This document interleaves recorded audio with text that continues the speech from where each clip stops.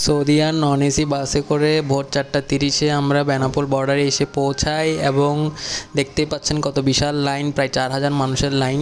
এই লাইন ভেদ করে ভোর 6:30 আমরা বেনাপোল বর্ডারে প্রবেশ করি এবং ইমিগ্রেশন প্রসেস কমপ্লিট করে আমরা একটি লোকাল অটো ঠিক করি মানি এক্সচেঞ্জ করার পর, যার ভাড়া পড়ে মাত্র 50 রুপি বনগাঁ স্টেশন অবধি। বনগাঁ স্টেশন থেকে আমাদেরকে দমদমে ট্রেন ধরতে হবে। বনগাঁ স্টেশন পৌঁছে আমরা একটি নাস্তার দোকানে বসে পড়ি এবং 40 রুপির এই থালিটা গ্রহণ করি, যেখানে ছিল রুটি, সবজি, ডিম এবং চা।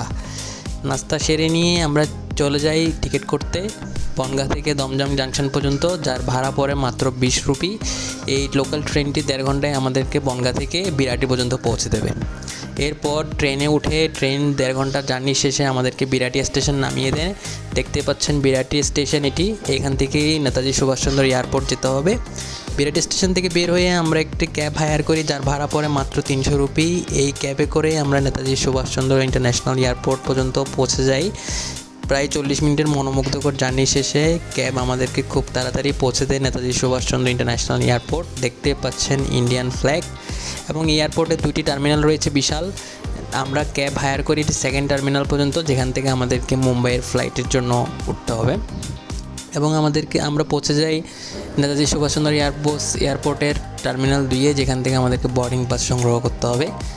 এরপরে আমরা এয়ারপোর্টে প্রবেশ করার পরে আমাদেরকে পাসপোর্ট এবং টিকিটের কপি শো করে বোর্ডিং পাস কালেক্ট করতে হয়। বোর্ডিং পাস কালেক্ট করার পর আমাদের পরবর্তী স্টেপ ছিল ফ্লাইটের জন্য অপেক্ষা করা।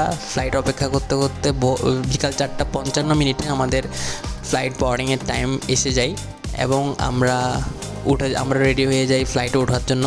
দেখতে পাচ্ছেন আমার এক বন্ধু সামনে হেঁটে যাচ্ছে। আমরা ফ্লাইটের বোর্ডিং কমপ্লিট করে আমরা ফ্লাইটে উঠে পড়ি।